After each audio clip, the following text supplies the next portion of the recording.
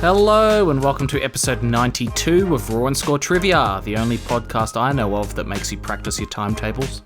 I am the Quizzard, and when I was a kid I was super into Pokemon. I used to have a Gen 1 Charizard that I lost outside in a rainstorm, and I watched season 1 of the anime about 8,000 times. In fact, one of my earliest memories is my mum ripping up my cards as a punishment, and I've never forgiven her.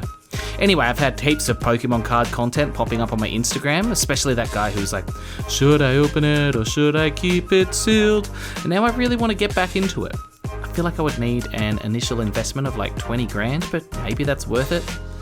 Alright, this is my call out to anyone who wants to invest in me reliving my childhood. We are scoring out of 35 points today with 20 single point questions in the question round, a stupidly hard question worth 5 points, a bonus round worth 5 points, and a game that we play throughout the question round which is worth 5 points as well. This week, the game is Alliterated Answers. This game's pretty simple. I'm going to give you a letter of the alphabet and you need to count how many answers in the question round start with that letter. Remember, the letters A, An, or The do not count in this game, so if the answer was the moon, you would get the letter M, not the letter T. The letter you are listening for today is the letter E. If you can count all the answers, you get 5 points at the end of the round. Okay, so remember to count how many answers start with the letter E in the question round, which is starting now. Question 1. In which country would you find the Big Ben?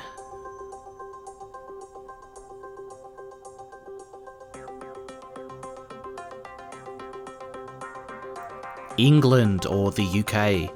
Question 2. What is widely considered to be the only mammal that can't jump?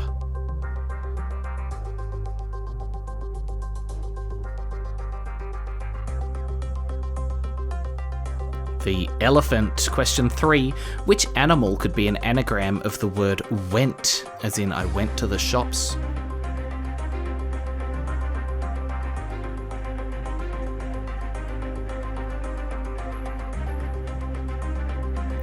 Newt. Can't say the word newt without thinking of Miss Trunchbull. Question 4. Which month has the least number of people's birthdays in it?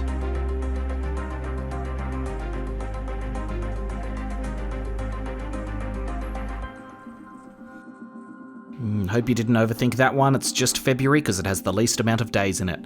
Question 5. Which planet has the shortest day in our solar system?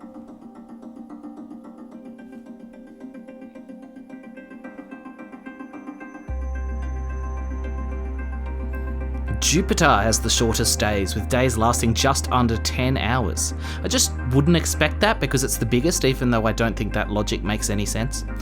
Question 6. How many letters are there in the Russian alphabet?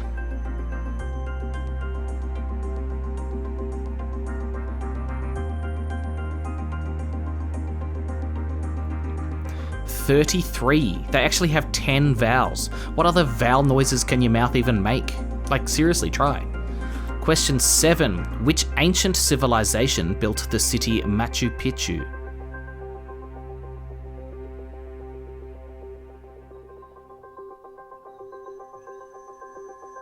The Inca civilization. Question 8. The Fountains of Wayne had a 2003 hit with a song about whose mum who's got it going on?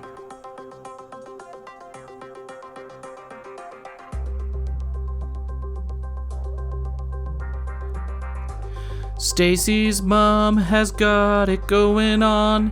In college, me and some friends had a music performance assessment, and we changed the words to this song to be the teacher's name instead of the word Stacy, and then were shocked when we got a bad grade. Question 9. How many months have 31 days in them?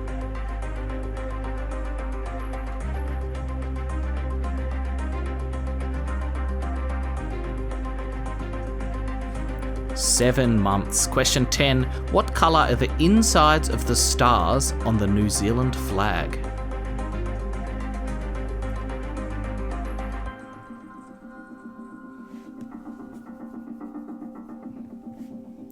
They are red. They think they can just copy our flag and change the colour of the stars and no one will notice. We all notice, New Zealand.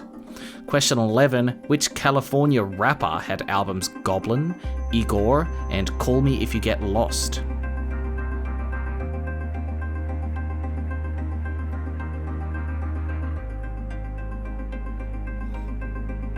Tyler the Creator. Question 12. Bionicle was a spin-off of which popular toy brand?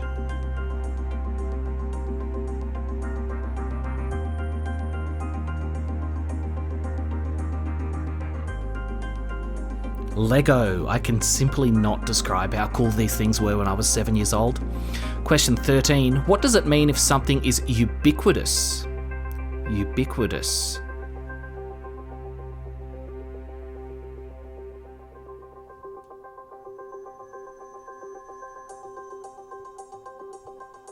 Ubiquitous means present everywhere. Question 14. Which pop star ended their engagement with Orlando Bloom in June 2025?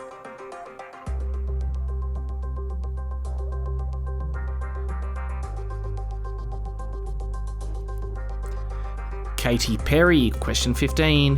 Which motion-controlled console had great success for Nintendo in the year 2006?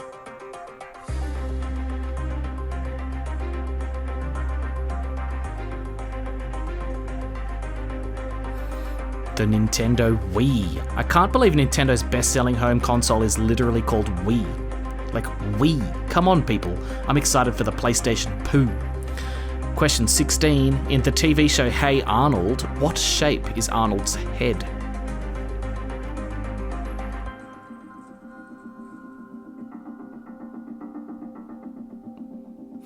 It is the shape of a football. What a bloody ripper of a show.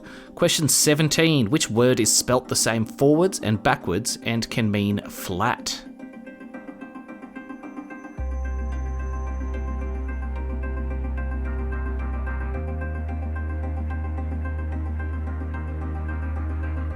Level. I spent so long trying to word this question in a way that makes sense and still don't think I fully nailed it. More your problem than mine, really. Question 18. In which country would you find the longest tunnel in the world?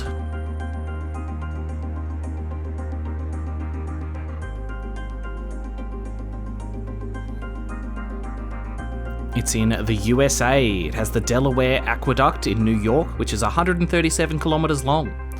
Question 19. Which horse came first in the 2025 Melbourne Cup?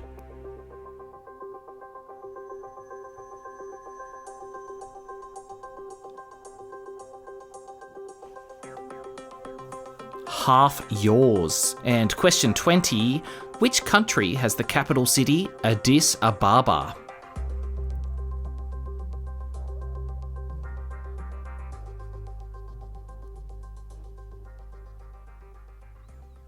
That is Ethiopia.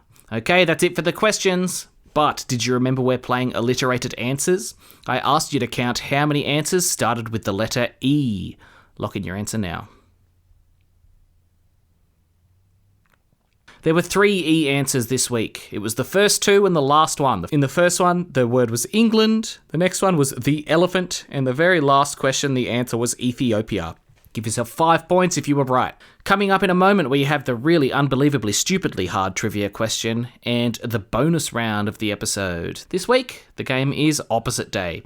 See you in a moment for that. We're back, and it's time for the question that makes me throw up thick black liquid for hours every time I read it. The really hard trivia question. Yeah, I go through it all for you. I've got a really hard question for you. You get 5 points if you can get it right. Here it is. I talked about the horse winning the 2025 Melbourne Cup earlier on. Which horse won the Melbourne Cup in the year 1992?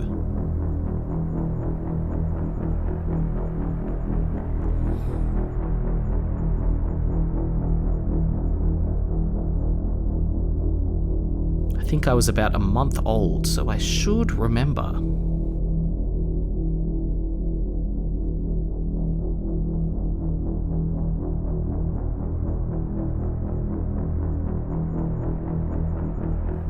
Five more seconds.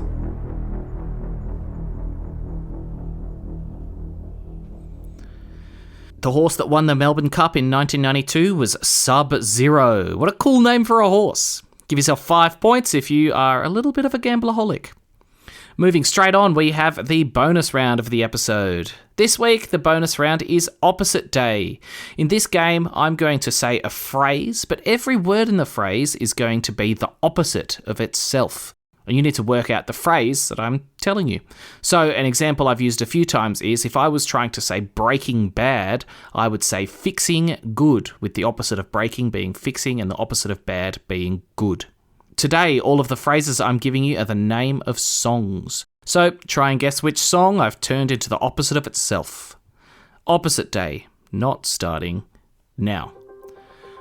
Number 1 is Sour Adult of Yours. Sour adult of yours.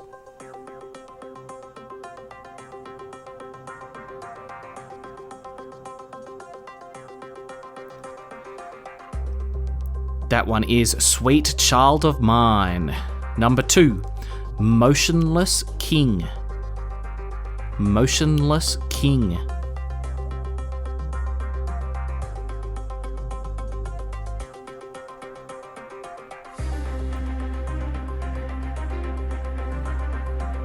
That one is Dancing Queen. This game always ends up resulting in really cool little phrases. Like this could be the name of a rapper or something. Motionless King, that's cool. Number 3, Do Start Doubting. Do Start Doubting.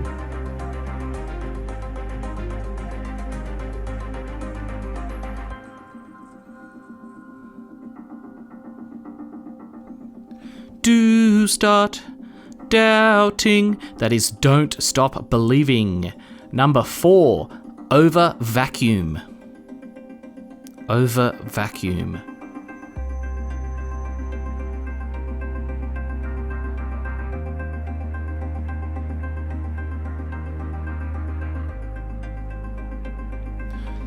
Under Pressure. Dun dun dun dun dun dun. Dun dun dun dun dun dun. Over Vacuum. And finally, number 5, ending with a tough one. Sane Big Nothing Unnamed Hate. Sane Big Nothing Unnamed Hate.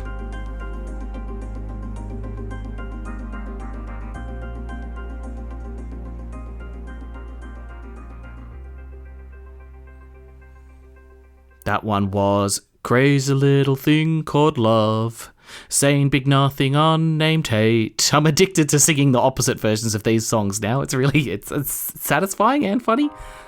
That one was hard though. I thought a synonym for called is named and the opposite of named is unnamed. So that's as close as I can get to the opposite of the word called, unless I said hung up, which would have just confused you even more.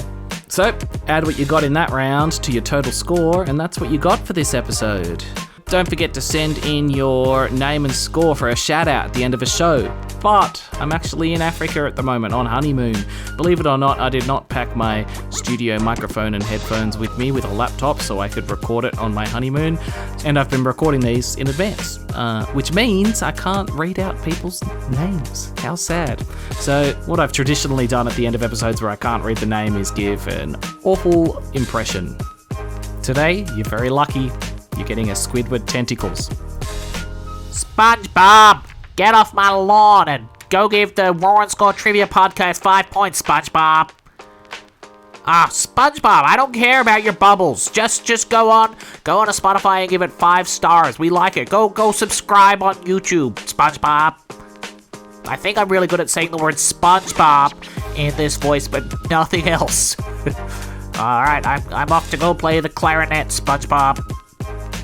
Don't disturb me. Thank you for listening.